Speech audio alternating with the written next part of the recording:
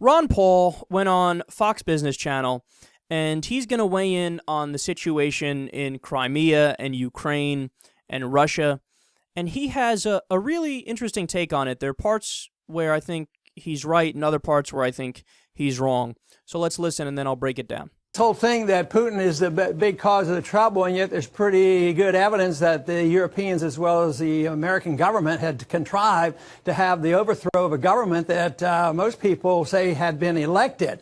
And then for them to come along and say, well, it's an illegal government and they want to have a referendum now, in Crimea. Oh, no, that's not permissible. And they say everything that Putin does is illegal. He's no angel. But actually, he has some law on his side. They have contracts and agreements and treaties for a naval base there and a permission to go about that area. You know, it reminds me a little bit about what would happen if all of a sudden they said that the Americans are occupying Guantanamo illegally, and that we've just invaded Guantanamo. So it's such a facade and hiding the truth. Dr. Paul, I think we should get the hell out of Guantanamo too. I think we agree with that, but can we really say that a referendum is legitimate and worth respecting if it is done in the shadow of a large neighbor massing armies and threatening everybody in the region? Is that a piece of paper worth respecting? Yeah. I don't think we should do all that threatening. You know, we have armies all I'm not over talking about us. I'm talking about them at this point. I know, but we're there. Yeah, I know you're talking about the Russians, but we're annoyed and think this is an excuse. You know, you listen to Graham and McCain. Now we can build our missiles in Russia's backyard. So, no, I don't think so. I think people have a right of self-determination. It's written into international law. It's a moral principle. And, of course, if you believe in limited government, everybody should have the right to minimize their government. There should be a right of secession. We love secession when we seceded from, the Great Britain, and we loved secession when the Soviet Union broke up. So why not have the breakup of these countries? And I cannot understand how we could argue against an election. You know, that to me sounds like democratic. All right, so I was jotting down as he was talking there, and I was breaking it up into different points, and certain ones where I think he's right, and certain ones where I think he's wrong. I'm 3-3 right now. I think he's right in 3 parts and wrong in 3 parts.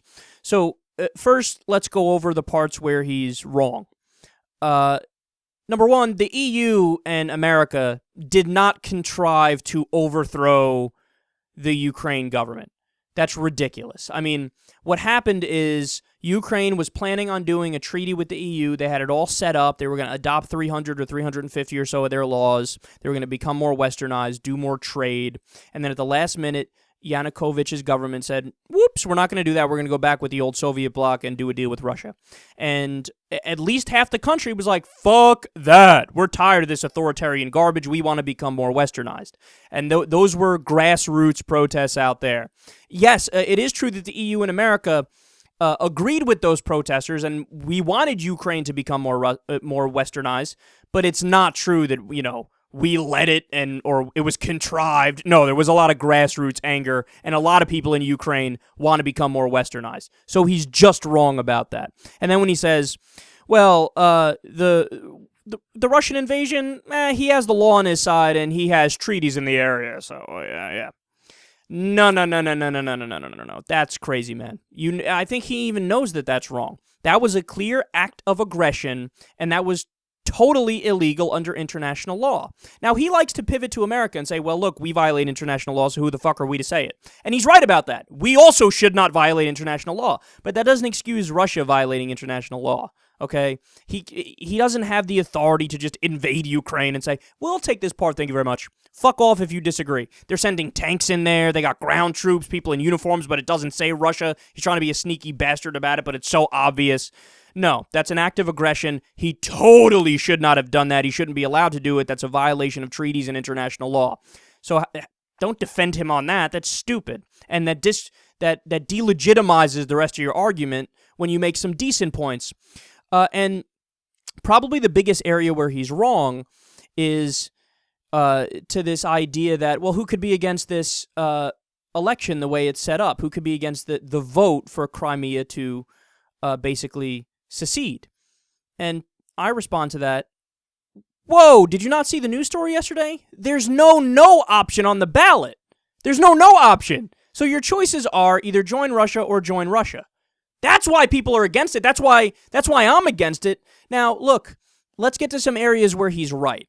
Is he right on the general principle that Crimea should have the ability to go away from Ukraine if Ukraine wants to become more westernized and Crimea wants to still be more part of Russia? I actually think they should. I do think they should have that ability. But the problem is they can't do it at the barrel of a gun, because then you're not gonna get the real results. You're not gonna know for sure. I mean, there's Russian soldiers outside of the polling stations for where the voting's gonna be on Sunday. That's a problem. You know, they're threatening. And if it's like if you don't vote this way, and again, they don't even give you the option to vote no. They're saying, yes, this is what you're going to do, and that's the end of the conversation. Well, that's not a real vote. I would be in favor of a real vote. Russia would need to withdraw. You'd have to have the UN oversee it, and then you could have the vote. And then if they want to become an independent state of Crimea, I'm fine with that. Or if they want to join Russia, I'm fine with that. Or if they want to still stay with Ukraine, I'm fine with that. So he's right in principle, but he's wrong on the facts on the ground. And then when he says, here's two other areas where he's right, and then I'll wrap this one up here because I'm dragging on, but when he talks about Graham and McCain, like, all these fucking idiots here in the U.S. are using this as an excuse to basically ramp up more militarism and get back into the Cold War and build more guns and more weapons and become more imperialistic and put our weapons in Poland and do training missions on the border. He's totally right about that.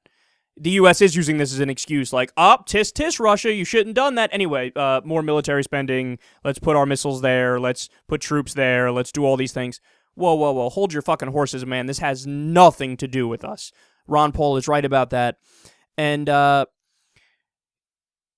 his point on Guantanamo is also correct. This idea that, look, we don't have any authority to say anything to anybody. Sorry, we fucked that up. Between Iraq, between Afghanistan, between the 900 military bases we have all over the fucking place, between having an extrajudicial prison in Guantanamo Bay, Cuba. What the fuck is that about?